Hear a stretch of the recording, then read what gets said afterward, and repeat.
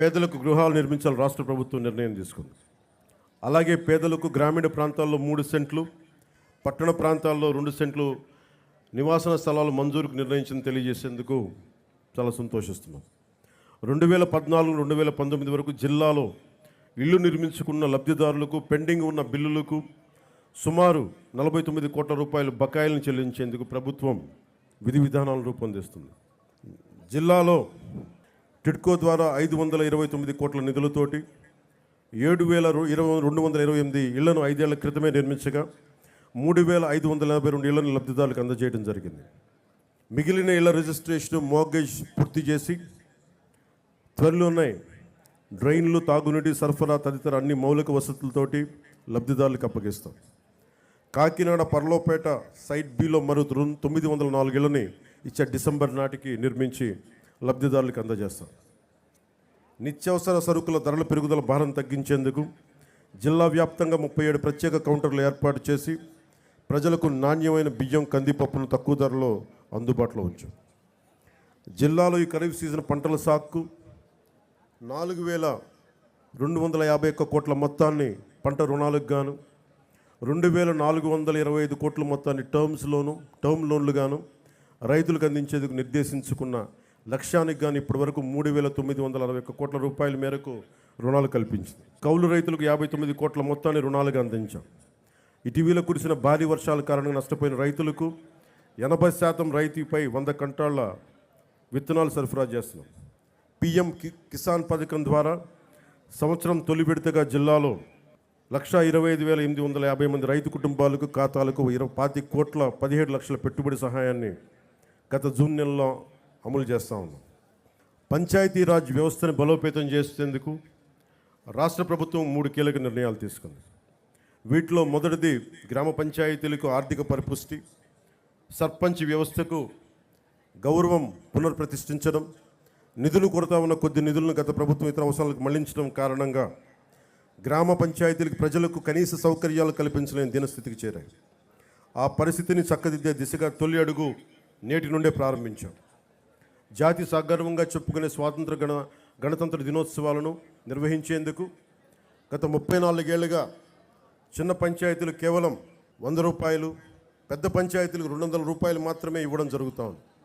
నేటి నుండి ఇకపై ఆ వేడుకలకి గ్రామాల్లో సర్పంచుల ఆధ్వర్యంలో సగర్వంగా దేశభక్తి వెల్లివిరిసే వాతావరణంలో ఘనంగా నిర్వహించేందుకు మైనర్ పంచాయతీలకు 10,000 రూపాయలు, మేజర్ పంచాయతీలకు 25,000 రూపాయలు నిధులు సమకూరుస్తున్నాం. రెండవది జాతీయ ఉపాధి హామీ పథకం ద్వారా గ్రామీణ పేదలకు నిలకడైన ఉపాధి ఆదాయాలను కల్పిస్తూ గ్రామాల ప్రగతికి దోహదం చేసే సుస్థిర సామాజిక ఆస్తుల అభివృద్ధికి కార్యాచరణ చేపట్టడం. అందులో భాగంగా జాతీయ ఉపాధి హామీ పథకం నిధులతో తమ పంచాయతీల్లో చేపట్టవలసిన ప్రయోగకరమైన పనులపై సర్పంచులు, స్థానిక ప్రజాప్రతినిధులు, ప్రజలు సమాలోచన చేసి తీర్మానాలు చేయాలని సూచించి రాష్ట్రంలో 13,326 గ్రామ పంచాయతీలన్నింటిలోనూ ఒకే రోజున గ్రామ సభలు నిర్వహిస్తున్నాం. మూడవ కీలక నిర్ణయం రాష్ట్రంలో ప్రతి ఇంటికి కుళాయి ఏర్పాటు, ప్రతి వ్యక్తికి సురక్షితమైన తాగునీరు అందించడం ప్రభుత్వాలు పౌరులు కల్పించాల్సిన కనీస మానవ హక్కు. దేశంలో ఈ లక్ష్య సాధనకు గౌరవనీయ ప్రధానమంత్రి శ్రీ నరేంద్ర మోదీ గారి నేతృత్వంలో కేంద్ర ప్రభుత్వం బృహత్తర స్థాయిలో జల్ జీవన్ మిషన్ కార్యక్రమాన్ని 2019 ఆగస్టు 15 నుండి అమలు చేస్తూ ఉంది. దురదృష్టవశాత్తు గడిచిన 5 ఏళ్లలో మన రాష్ట్రంలో ఈ పథకాన్ని సద్వినియోగం చేసుకోలేదు. 5 ఏళ్లలో 27,000 కోట్ల నిధులు ఖర్చు చేయవలసి ఉండగా కేవలం 4,000 కోట్లు మాత్రమే ఖర్చు చేయడం జరిగింది. ఖర్చు చేసిన 4,000 కోట్లతో కూడా కేవలం సొమ్ము చేసుకునే పైప్ లైన్లు పనులే చేసి తాగునీరు అందించేందుకు అత్యవసరమైన వాటర్ సోర్స్ వనరుల అభివృద్ధి పనులు మాత్రం పూర్తిగా విస్మరించడం జరిగింది. ఫలితంగా జల జీవన్ మిషన్ యొక్క లక్ష్యం రాష్ట్రంలో సాకారం కాలేదు. ప్రతి ఆవాసంలో తాగునీటి సరఫరా పరిస్థితిని సమీక్షించేందుకు 12 అంశాలపై రాష్ట్రంలో పల్స్ సర్వే చేపట్టాం. పల్స్ సర్వేలో సేకరించిన సమాచారం ఆధారంగా రాష్ట్రంలోని ప్రతి ఇంటికి తాగునీటి కుళాయి ఏర్పాటుకు పటిష్టమైన సత్వర కార్యాచరణకు రూపకల్పన చేయబోతుంది. అలాగే ఉపాధి అవకాశాలు, ఉద్యోగాల కోసం వేచి చూసి కాలం ముందుకెళ్ళిపోతుంది కానీ నేను కళల మటుకు వెనకబడిపోతున్నాయన్న యువత కోసం ఒక 20 లక్షల ఉద్యోగాలు తీసుకురావాలి. టూరిజం సెక్టార్లో, వైద్యం, హెల్త్ సెక్టార్లో, పరిశ్రమల్లో, అలాగే యువతని ఎంటర్ప్రెన్యూర్స్గా తయారు చేసే కార్యక్రమం. దానికి ముందు స్కిల్ డెవలప్మెంట్ జరగాలి. పెట్టుబడులు వచ్చేలాగా పొలిటికల్ స్టెబిలిటీతో ఈ రాష్ట్ర పెట్టుబడిదారులందరికీ, ఎవరైతే పెట్టుబడి వస్తారో పారిశ్రామికవేత్తలకి, వారికి భరోసా ఇవ్వడం పొలిటికల్ స్టెబిలిటీతో. అలాగే 974 కిలోమీటర్లు, దాదాపు మిగతా అన్ని కలుపుకుంటే 1047 కిలోమీటర్ల తీర ప్రాంతం ఉంది. ఈ తీర ప్రాంతంలో యువతకి ఈ నీలి విప్లవం ద్వారా మత్స్య సంపద మీద, వాటికి సంబంధిత వ్యాపారాల మీద ఒక బలమైన ప్రణాళికతో ముందుకు రాబోతున్నాం. సామాజిక వెనుకబాటుతనాన్ని గుర్తించి అన్ని సామాజిక వర్గాల్లో కూడా డబ్బు వచ్చేలాగా, డబ్బు అంటే కేవలం కొద్ది మందిగా ఉండిపోవడమే కాదు, క్రీమీ లేయర్ కాకుండా అందరికీ డబ్బు రావాలి. ఆ విధంగా ప్రత్యేక దృష్టి పెడుతున్నాం. అలాగే టూరిజం సంబంధించి కోస్టల్ టూరిజం ఉంది, టెంపుల్ టూరిజం ఉంది, ఎకో టూరిజం ఉంది. వీటన్నిటిలో కూడా యువతకి ప్రాతినిధ్యం లభించేలాగా చర్యలు తీసుకుంటున్నాం. అలాగే ఒక 1,00,000 మంది యువ రైతులను తయారు చేయాలి, సేంద్రియ రైతులుగా అనేది ఈ ప్రభుత్వం యొక్క లక్ష్యం. యువతని నిర్వీర్యం, నిస్తేజం చేస్తున్న మాదక ద్రవ్యాల సాగు, గంజాయి సాగు, రవాణా విక్రయాలను సమూలంగా నిర్మూలించేందుకు భారత్ లక్ష్యంగా జిల్లాలో గత జూన్ నుండి నషాముక్త భారత్ అభియాన్ కార్యక్రమం ద్వారా వివిధ ప్రభుత్వ శాఖలు, స్వచ్ఛంద సంస్థల సమన్వయంతో 100 రోజులు ఒక ఉద్యమాన్ని నిర్వహిస్తున్నాం. జిల్లాలో శాంతి భద్రతను పరిరక్షిస్తున్న పోలీస్ సూపరింటెండెంట్, వారి సిబ్బందికి, పేదరిక నిర్మూలన సహకరిస్తున్న బ్యాంకుల అధికారులకి సందర్భంగా ప్రత్యేకమైన అభినందనలు తెలియజేస్తున్నాం.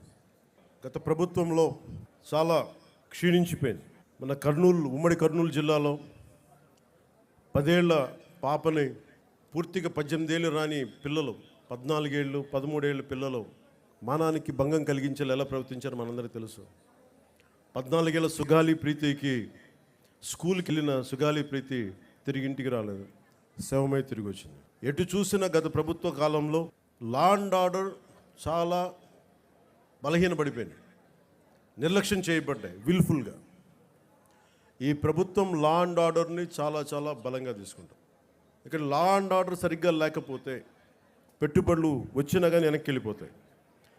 పెట్టుబడులకి, ఉద్యోగాలకి, రాష్ట్ర అభివృద్ధికి చాలా కీలకం లా అండ్ ఆర్డర్. అన్ని సభల్లో అధికారులందరికీ, కలెక్టర్ సదస్సులో ఒకటే చెప్పాం, లా అండ్ ఆర్డర్ చాలా బలంగా ఉండాలి.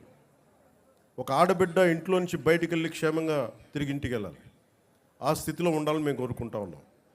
చాలా లా అండ్ ఆర్డర్ మీద చాలా అన్కాంప్రమైజింగ్ యాటిట్యూడ్, అన్కాంప్రమైజింగ్ ధోరణితోటి చాలా బలంగా ముందుకెళ్తున్నాం. ఈ సందర్భంగా మీకు ఒకటే తెలియజేసుకుంటా ఉన్నాం. చిన్నపాటి సంఘటన, UPA 2 గవర్నమెంట్ ఉన్నప్పుడు మున్సిపల్ నగర్లో ఒక ఆడబిడ్డని, ఒక వర్గానికి చెందిన ఆడబిడ్డని ఇంకొక వర్గం అబ్బాయిలు ఇబ్బందికి గురి చేస్తే వాళ్ళ ఆడబిడ్డ అన్నదమ్ములు వచ్చి గొడవ పెట్టుకుంటే, ఎందుకు మా చెల్లిని ఏడిపిస్తున్నారంటే అది మొత్తానికి ఒక కమ్యూనల్ గొడవ అయిపోయింది. యాక్చువల్గా చూస్తే అది ఒక law and order issue. So law and ఆర్డర్ని సరిగ్గా కనుక మనం చేయకపోతే అది ఏ స్థాయి గొడవలైనా వెళ్ళిపోతాయి. అందుకని ఈ ప్రభుత్వం లా అండ్ ఆర్డర్ మీద చాలా బలమైన నిర్ణయాలు తీసుకుంటుంది. సోషల్ మీడియాలో పోస్టుల దగ్గర నుంచి బయట విచ్చలవిడిగా మాట్లాడేవాళ్ళు, ఆడబిడ్డల మాన ప్రాణాలని ఇబ్బంది పెట్టేవాళ్ళు, దాడులు చేసేవాళ్ళు, దౌర్జన్యాలు చేసేవాళ్ళు కొంచెం జాగ్రత్తగా ఉండాల్సిన సమయం అది. ఆడబిడ్డల మాన ప్రాణ సంరక్షణలకు ఇబ్బంది కలిగిన, సగటు మనిషి ఆస్తిపాస్తులకు ఇబ్బంది కలిగిన, దేశ సమగ్రతకి భంగం కలిగించిన, సామాజిక భద్రతకి భంగం కలిగించిన ఈ ప్రభుత్వం చాలా గట్టి నిర్ణయాలు తీసుకుంటుంది. అధికార ఎస్పీలకు కానీ కలెక్టర్ చాలా స్పష్టంగా చెప్పామని కలెక్టర్ సదస్సులో, అన్కాంప్రమైజింగ్ యాటిట్యూడ్ తోటి, రాజీ లేని ధోరణితోటి లా అండ్ ఆర్డర్ని ముందుకు తీసుకెళ్లాలని.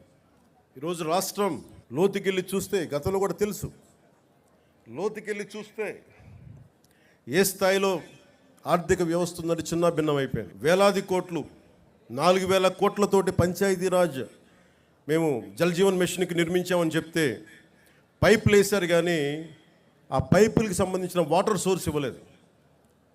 అందుకే దాని మీద పల్స్ సర్వే జరిపిస్తూ ఉన్నాం. లా అండ్ ఆర్డర్తో పాటు ప్రజా సంపదని దుర్వినియోగం చేసిన ఎవరిని కూడా వదిలిపెట్టకుండా వారికి చట్టాల పరిధిలోకి తీసుకొస్తాం. ఉదాహరణకి మనకి ఏడీబీ రోడ్ అంటాం 50 కిలోమీటర్లు కాకినాడ టు రాజమండ్రి. దానికి కావాల్సింది 390 కోట్లు. కొన్ని లక్షలాది మంది ఎప్పుడు తిరిగే రోడ్డు. అలాంటి రోడ్ని దృష్టి వదిలేసి, అలాంటి ఇన్ఫ్రాస్ట్రక్చర్ ఫెసిలిటీస్ వదిలేసి గత ప్రభుత్వం 640 కోట్ల పైచిలుకుతోటి అక్కడ ఋషికొండలో ప్యాలెస్ నిర్మించుకున్నారు. ఎక్కడ ఈ డబ్బు వెళ్ళిపోతుందో ఉదాహరణకి మనకి ఏడీబీ రోడ్ అంటాం 50 కిలోమీటర్లు కాకినాడ టు రాజమండ్రి.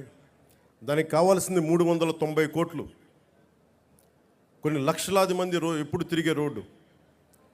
అలాంటి రోడ్ని దృష్టి వదిలేసి, అలాంటి ఇన్ఫ్రాస్ట్రక్చర్ ఫెసిలిటీస్ వదిలేసి గత ప్రభుత్వం 640 కోట్ల పైచిలుకుతోటి అక్కడ ఋషికొండలో ప్యాలెస్ నిర్మించుకున్నారు. ఎక్కడ ఈ డబ్బు వెళ్ళిపోతుందో మీకు అర్థమవుతా ఉంది కదా. ఇవన్నీ ఆగాలి. ఇవన్నీ ఆగటానికి మీరందరం కృషి చేశారు. ఈరోజు మా మీద బాధ్యత పెట్టారు. వెంటనే ఈ ఏడీబీ రోడ్డు కూడా చాలా అత్యంత తొందరలో పూర్తి చేయాలి అని నిర్ణయం తీసుకున్నాం. క్యాబినెట్కి తెలియజేశాం. గౌరవ ముఖ్యమంత్రి శ్రీ చంద్రబాబు నాయుడు గారు తెలియజేశాం. ఈ ఏడీబీ రోడ్డు కూడా త్వరగా పూర్తి చేసే బాధ్యత ఈ కొత్త ప్రభుత్వం తీసుకుంటుంది. మన కర్ణాటకకి వెళ్తే రెడ్ శాండర్స్, మన ఎర్రచందనం దొంగలు మన అడవుల్లో కొట్టేసి, శేషాచలం అడవుల్లో కొట్టేసి కర్ణాటకలో తరలిస్తూ ఉంటే కర్ణాటకలో పట్టుకున్నారు. 100 కోట్ల రూపాయలు ఒకసారి, 40 కోట్ల రూపాయలు ఇంకొకసారి. ఆంధ్రప్రదేశ్ చెందిన ఎర్రచందనం దొంగల్ని మన కర్ణాటక ప్రభుత్వం తీసుకుంది. అక్కడ ఫారెస్ట్ అధికారులు చెప్పారు, వేలం వేశారు. ఆ డబ్బు కర్ణాటక ప్రభుత్వానికి వెళ్ళిపోయింది. అదే 140 కోట్లు కనుక మనకు ఉండుంటే, రాష్ట్ర ఖజానాలు కనుక ఉండుంటే, ఎంతమంది విద్యార్థుల్ని అంబేద్కర్ విదేశీ విద్యా పథకానికి పంపించవచ్చు, ఫీజు రీఎంబర్స్మెంట్లు చేయొచ్చు, ఇలాంటివి ఎన్నో చూడొచ్చు. కానీ దురదృష్టం ఆ పరిస్థితుల్లో లేదు. సో మేము ముందుకొచ్చి ఇవన్నీ బయటికి తీసి ఆ నిధుల్ని అవన్నీ తిరిగి మనకి చెందేలాగా ప్రయత్నాలు మొదలు పెడతాం. మా మీద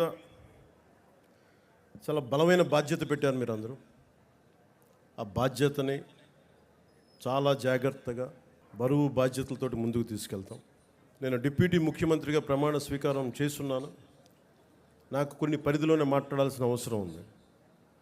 ఒకటైతే మీకు మాటిస్తున్నాను, ఈ ఎన్డీఏ ప్రభుత్వం, తెలుగుదేశం, భారతీయ జనతా పార్టీ, జనసేన ఎన్డీఏ ప్రభుత్వం స్వాతంత్ర సమగ్రతకి స్ఫూర్తిని నింపేలాగే అభివృద్ధి ఉంటుంది.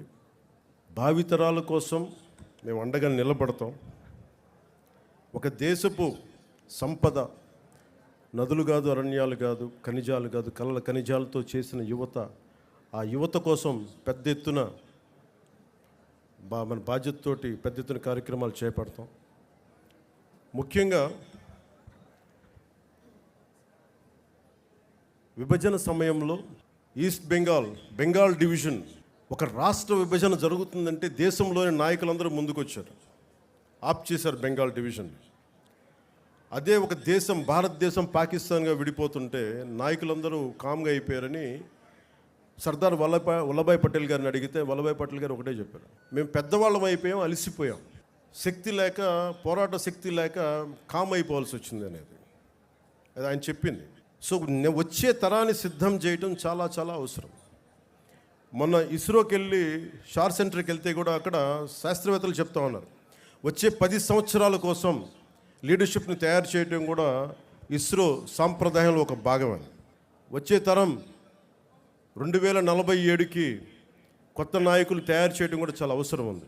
జిల్లా స్థాయిలో, పంచాయతీ స్థాయిల నుంచి రాష్ట్ర స్థాయి, దేశ స్థాయిలో కొత్త తరం నాయకులకి తయారు చేయాల్సిన బాధ్యత అందరూ తీసుకోవాలి. దాంతోపాటు మేము కూడా ఆ బాధ్యతను తీసుకుంటామని మీకు తెలియజేసుకుంటూ, భవిష్యత్తు యువతరానిదే. ఆ యువతరానికి అండగా ఉంటాం. మాటలతో కంటే కూడా చేతుల్లో చెప్పి చూపిస్తామని తెలియజేసుకుంటూ, ఈ 78వ స్వాతంత్ర దినోత్సవ సందర్భంగా మరోమారు మీ అందరికీ పేరు పేరున ధన్యవాదాలు తెలియజేసుకుంటూ సెలవు తీసుకున్నాను. జై హింద్.